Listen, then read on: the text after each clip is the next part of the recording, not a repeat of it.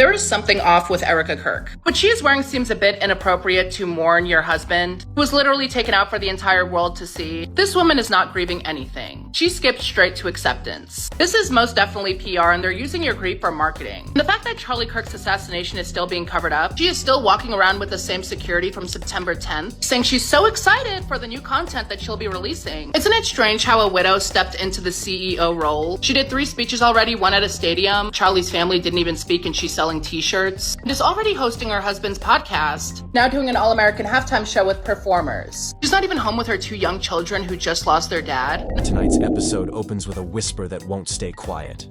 Online chatter says Joe Rogan just hinted that Erika Kirk may have told Charlie's parents something different from what the public heard. We're not saying it happened. We're covering what's being said, what's trending, and why fans are shocked. The rumor mill is spinning fast. Clips, posts, and late-night spaces are painting a picture of hushed meetings, tense phone calls, and a family caught between grief and headlines. Emotions ran high as creators dissected every frame from the memorial, every word from the podcast, and every silence in between. Some claim a private assurance was given to the parents that doesn't match the official mood music. Others insist this is pure speculation. The family was left divided, say commenters, between keeping peace and demanding clarity. Meanwhile, viewers swear the timeline feels off, that tiny gaps keep widening into gaping questions. Did Joe really hear something? Or is the internet hearing what it wants to hear? We'll unpack the claims, the counters, and the pressure building behind closed doors. Because tonight isn't about certainty. It's about why so many people believe there's more to the story. You should all know this.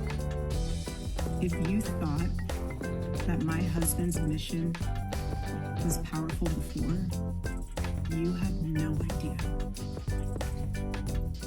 You have no idea what you just have unleashed across this entire country. In this world, you have no idea. You have no idea the fire that you have. Story than what made the stage. Buckle up. This is commentary, and the internet is on fire. Started quietly, the way most storms do. A single podcast clip surfaced late at night.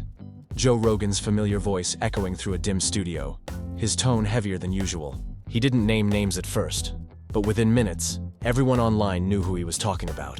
Erika Kirk, Charlie's widow, the woman who had somehow become both a symbol of strength and a magnet for controversy. Joe's words weren't accusations, they were questions. Sharp, careful, and loaded with the kind of curiosity that makes fans lean forward. He said something didn't add up, that he'd heard conflicting things about what was told to Charlie's parents after the tragedy. And that one sentence was enough to send the internet into chaos. Within hours, hashtags exploded across every platform. Fans clipped the segment, slowed it down, analyzed every syllable like detectives in a crime drama. Some thought Joe was hinting at a deeper cover story.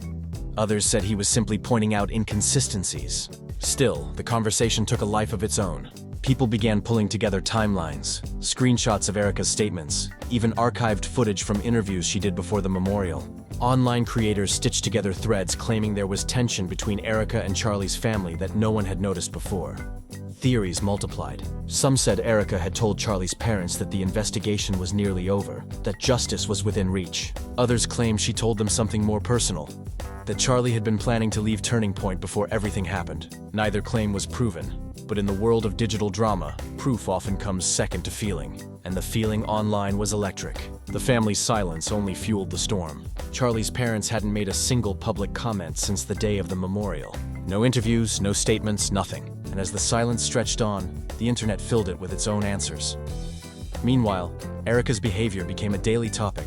Fans noticed she kept appearing at events, smiling, speaking, commanding attention with perfect composure. Some saw it as strength. Others said it felt rehearsed. "She's not mourning," one commenter wrote. "She's managing." Another added, "Grief doesn't look like that." But there were supporters too, defending her with passion, saying the world was cruel to women who grieve differently. The divide was sharp, the debate relentless. Then, a new clip surfaced from a private dinner held days after the memorial. It showed Erika with several board members, laughing, discussing upcoming projects. Nothing scandalous, but the timing felt strange to many. The internet didn't need context, it just needed content. People began connecting dots that might not even exist. One thread claimed Erika was consolidating power, another said she was simply trying to keep Charlie's legacy alive. No one knew for sure, but everyone had an opinion. Joe's next episode only added fuel to the fire. He admitted he'd been getting messages from people close to the situation. He didn't name them, but he said their stories conflicted with what the public had been told. "There's something the family knows that the world doesn't," he said, almost whispering. The comment hit like a spark in dry grass. Overnight, conspiracy forums filled with speculation. People claimed to have insider screenshots, alleged messages, even supposed recordings, none verified, all sensational. Charlie's closest friends tried to calm things down, posting tributes focused on his work rather than the drama. But every time someone tried to steer the narrative toward healing, a new rumor emerged. One day, it was about Erika's alleged meeting with a high-profile donor. The next, it was about a supposed argument between her and Charlie's parents over the use of his image in a new campaign. These stories couldn't be confirmed, but the way they spread made it feel like the truth no longer mattered. One evening, a short clip from a body language analyst went viral. She paused Erika's memorial speech frame by frame, pointing out what she called micro-expressions of control. She said Erika's smile was calculated, her tone too even, her gestures deliberate. Millions watched, shared, debated. Others mocked the analysis, calling it cruel to judge someone's grief through a screen. Yet by morning, the clip had crossed platforms, becoming a headline in itself. The most surprising twist came from an unexpected voice, Candace Owens. She joined the conversation, posting a cryptic message suggesting she'd seen similar inconsistencies and urging people to stay alert. She didn't clarify what she meant, but it didn't matter. Her post reignited everything. Suddenly, the story wasn't just about a grieving widow and a family in pain. It became a battlefield for influencers, each claiming their version of the truth. As the dust settled, one question echoed through every comment section, every video reaction, every podcast rant. What exactly did Erika tell Charlie's parents? Nobody could answer it, and yet everyone felt entitled to guess. Fans created timelines showing alleged moments of tension between them, piecing together snippets from public appearances, tone changes in her speeches, even the distance between their chairs at a fundraiser years ago. The obsession grew daily, consuming feeds and comment threads until it stopped feeling like a story and started feeling like a shared fixation. Through it all, Erika remained mostly silent. She posted once, a simple image of a sunrise with the caption, "Truth needs no defense." To some, it was defiant. To others, it was tone-deaf. But to everyone, it was fuel. It became another piece of the puzzle that no one could stop trying to solve. And as Joe Rogan's words echoed across platforms, fans began to wonder. Was he just voicing suspicion, or had he stumbled into something the public wasn't supposed to see? The morning after Joe's second podcast dropped, timelines were chaos. Posts multiplied by the hour, each one more dramatic than the last. Fans clipped fragments of Joe's show, looping his pauses, his tone, the slight emphasis when he said the words, "The parents were told something else."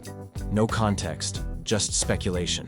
Every influencer with a microphone wanted a piece of it. Reaction videos flooded the internet. Some were whisper-soft, treating the matter like a sacred secret. Others were loud, almost gleeful, framing it as the next big scandal. Everyone had an angle. Scandal. Everyone had an angle. One user claimed they'd spoken to someone close to Charlie's family. The post read like a confession, describing a tense phone call between Erika and Charlie's mother. Allegedly, Erika had said, "Please trust me. There are things I can't tell you yet." Again, no proof, just a screenshot of text on a black background. But it spread like wildfire. That one phrase, "There are things I can't tell you yet," became a rallying cry for those who believed the family was being kept in the dark. Talk shows jumped on the trend. One panel debated whether Joe was being reckless or righteous. Another spent 20 minutes breaking down Erika's public appearances since Charlie's death. They replayed clips of her accepting the Presidential Medal of Freedom, her voice steady, her eyes dry. One host said, "You can't judge grief, but the optics are strange." Another countered, "Maybe she's just strong." But it was too late. The seed of suspicion had already taken root. In private group chats, the story got darker. Unverified claims began linking Erika's rise within Turning Point to pressure from high-level donors. Some said her leadership had been planned months before Charlie's death. Others said Charlie had been thinking of stepping back. Each version contradicted the last, but that didn't matter. What mattered was the drama. The more unbelievable the story, the more people wanted to believe it. Then came a video that changed the tone completely. It wasn't a polished production or a news segment, just a shaky phone recording of an older man who claimed to be one of Charlie's family friends. In the clip, he spoke softly, saying, "The parents aren't saying anything because they don't recognize what's being told publicly." His words hit hard. He didn't elaborate, but the emotion in his voice gave it credibility. Within hours, the clip went viral. The internet had found a new piece to cling to. Erika's team responded for the first time. A short statement appeared on her social media account. "Rumors can't heal pain. We're focused on honoring Charlie's mission." The statement was polite, controlled, professional, and completely ineffective. It only made people more certain that something was being hidden. The calm tone, the lack of direct denial, it all fueled more conspiracy theories. Fans started comparing her phrasing to old crisis statements from politicians and celebrities. Everything she did was dissected like evidence. Meanwhile, Joe Rogan doubled down. In another clip, he said, "Look, I'm not saying I know what happened, but when a story doesn't line up, people have the right to ask questions." That line became a mantra across social media. People quoted it in captions, made it their bios, printed it on t-shirts. The conversation had grown beyond Erika or Charlie. It was now about truth itself, about who gets to own it. Candace Owens jumped back into the chaos, this time directly tagging Joe. She wrote, "You're not crazy for asking questions. You're crazy if you stop." Her comment section exploded. Supporters called her brave. Critics accused her of exploiting tragedy. Either way, the algorithm loved it. Clips from her shows and Joe's episodes began circulating together, edited with dramatic music, red circles, and whispered narration. But amid all the noise, a quieter story began to surface, one that made things even more complicated. Someone leaked what they claimed was a draft of a letter written by Charlie's parents to the Turning Point board. The letter, if real, hinted at frustration with how decisions were being made in their son's name. It mentioned miscommunication and restricted access. Again, nothing verified, but the emotional weight was enough to convince thousands that it must be real. Reporters tried to reach out to the family for clarification, but every attempt was met with silence. No interviews, no statements, no denials, just silence. And the longer they stayed quiet, the louder everyone else got. Commentators started treating the parents like mythical figures, guardians of a secret truth. The narrative shifted from gossip to mystery, from curiosity to obsession. One particularly viral post claimed that Charlie's father had attended a private dinner with Erika weeks before the memorial, and that the two argued about how his image would be used for future events. It quoted an anonymous source who said voices were raised and that Erika left the dinner early. Again, no confirmation, but the story was cinematic, emotional, and perfect for clicks. Soon, creators were reenacting the scene with dramatic voiceovers and sad music. It didn't matter that no one knew if it had ever happened. It felt real enough. And through it all, Joe Rogan kept his distance, never confirming, never denying, just letting the conversation swirl. His subtle restraint gave the story even more power. Fans interpreted every word, every smirk, every sigh. By now, the internet wasn't just discussing what Erika had allegedly told the parents. It was building an entire mythology around it. And somewhere in the background, between the trending hashtags and the endless threads, real people were still grieving. But grief doesn't trend for long. The narrative had become bigger than the truth, and no one seemed ready to let go. By the next weekend, the story had transformed from rumor to full-blown internet spectacle. What began as quiet speculation on Joe Rogan's podcast had turned into a digital wildfire that refused to burn out. Talk shows, gossip channels, even political commentators were chiming in, each spinning the story in their own direction. One channel claimed Erika had given Charlie's parents private assurances that conflicted with the public investigation timeline. Another said the family was warned not to talk at all. No one could prove a thing. But that didn't stop anyone from acting like they could. The most viral clip of the week came from a live broadcast outside Turning Point's headquarters. The reporters stood in front of the building as protesters held up signs reading, "Tell the parents the truth," and "Justice for Charlie." The whole thing looked theatrical. People chanting, drones circling, influencers live streaming for content. It wasn't even clear what they wanted. The demands were based on half-heard podcast lines and online interpretations. Still, the footage racked up millions of views. In one frame, a young woman shouted into a megaphone, "If Joe heard something, then the parents deserve to know." Her voice cracked mid-sentence, and that emotional moment became the thumbnail for hundreds of reaction videos. Inside the chaos, a new character emerged, a man claiming to have worked security at the memorial. In a viral interview, he alleged that he overheard an argument between Erika and one of Charlie's uncles backstage. It wasn't grief, he said. It was control. No one could verify the man's identity, but his story had everything an audience wanted.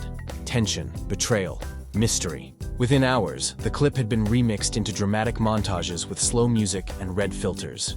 The online detectives went deeper. They found footage from the medal ceremony where Erika accepted the award and slowed it down frame by frame. One user claimed that Charlie's mother looked away when Erika took the stage. Another said the father didn't clap right away.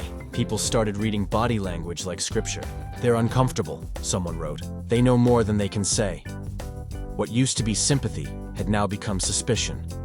Amid all this, Erika finally broke her silence in a podcast appearance. Her voice was calm, her tone composed, but her words carried a hint of exhaustion. "I'm aware of what's being said," she told the host. "People will always look for drama when they don't understand grief. The truth is simple. Charlie's parents and I are in communication. Everything else is noise." It should have ended the conversation, but it only made things worse. Critics pounced on her phrasing. What did incommunication mean? Why not show it? Why not appear together publicly? The more measured she sounded, the guiltier she seemed to those who had already decided she was hiding something. Candace Owens released another video that same day, saying the timing of Erika's response was interesting. She implied that Erika was trying to redirect attention just as new inconsistencies were surfacing. The new inconsistencies turned out to be screenshots of an email allegedly sent from Erika's team to the board about restructuring Charlie's brand image. Again, no confirmation, but the implication was juicy enough. Fans flooded comment sections saying this was proof she cared more about optics than mourning. Joe Rogan remained relatively quiet, but clips of his earlier episodes continued circulating like echoes. Fans captioned them with phrases like, "Joe warned us," and "he saw it coming." It didn't matter that Joe had never made a direct accusation. The internet had already cast him as the reluctant truth-teller in a real-life thriller. Every old clip of him talking about corruption or media control was now being reinterpreted through this new lens. Behind the scenes, insiders began whispering about how all this speculation was affecting the family. One close acquaintance of Charlie's parents told a small outlet that the couple had stopped attending public gatherings altogether. "They feel like they're living inside a circus," the source said. "Every word they say gets twisted." That line struck a nerve. For the first time, even some of the loudest voices online began questioning if things had gone too far. But the drama was far from over. A leaked video appeared late one night showing what looked like Erika entering a private meeting with Turning Point executives and a major donor. It wasn't incriminating, just them greeting one another. But viewers decided it was evidence that something was being orchestrated behind the scenes. Threads exploded with theories about a hidden agenda to steer Charlie's legacy toward political messaging he might not have supported. "This is what Joe was talking about," one commenter wrote. "The strings being pulled."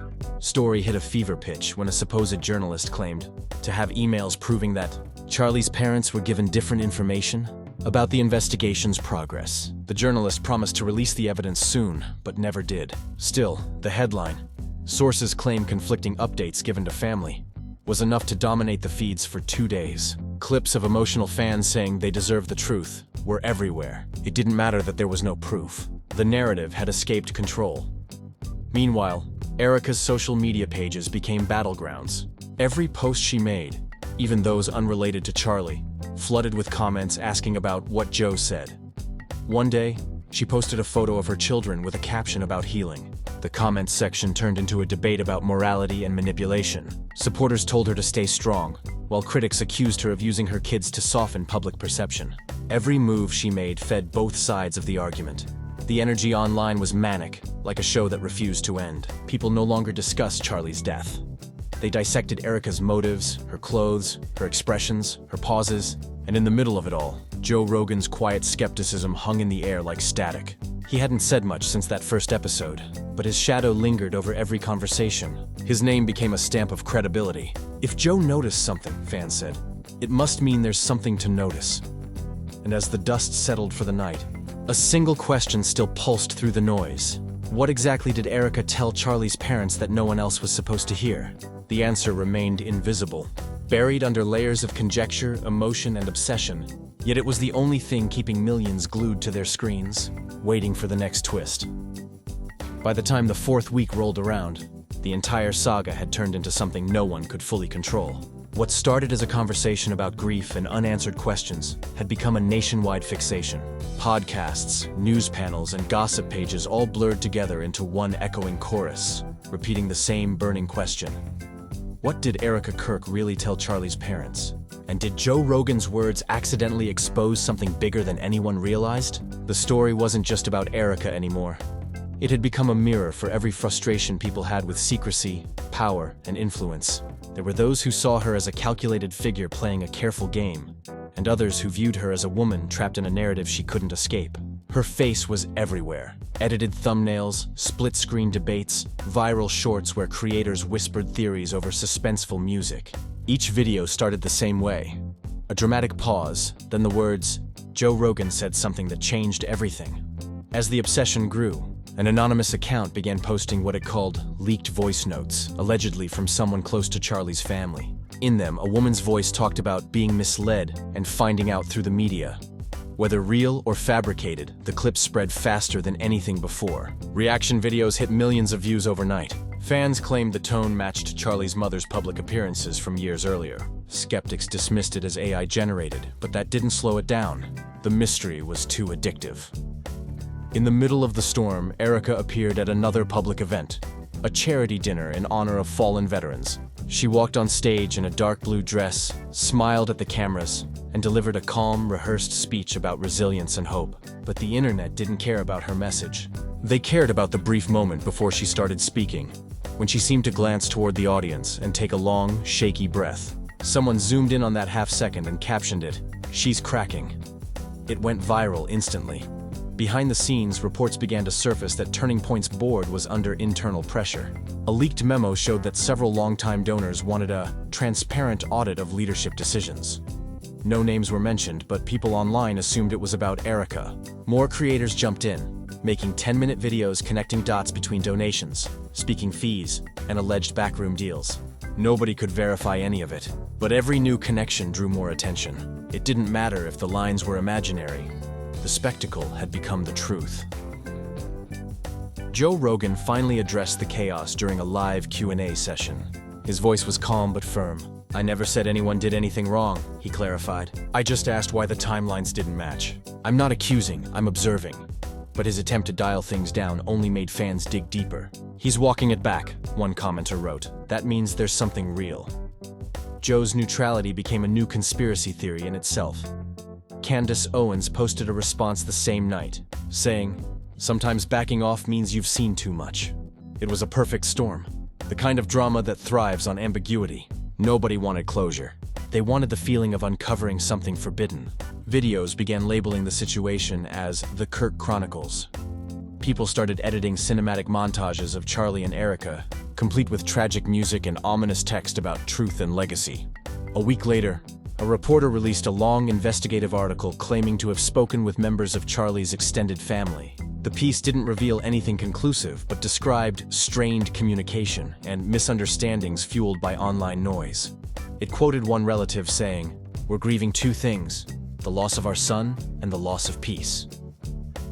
For a brief moment, the internet seemed to pause. Comment sections filled with regretful posts about how out of hand everything had become. But the calm didn't last. Within 24 hours, a new rumor broke that Erika's upcoming event was being backed by one of the same donors connected to the leaked memo.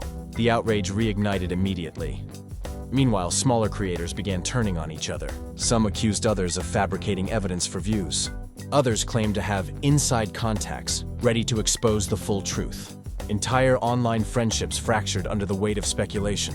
What once felt like collective curiosity had devolved into digital warfare. Every day, a new clip, a new claim, a new twist. It wasn't even about Charlie anymore. It was about the performance of knowing. And through it all, Erika remained steady in public. Her final public statement before disappearing from social media was short. When you live your truth, noise becomes background. It was simple, but its timing, posted minutes after another Joe Rogan clip trended, made it feel intentional. Was it defiance or exhaustion?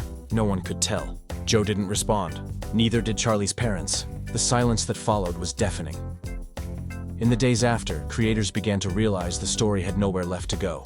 No new evidence, no new leaks, just recycled outrage. Slowly, attention drifted. Another celebrity scandal took over the headlines. Hashtags faded. Algorithms moved on.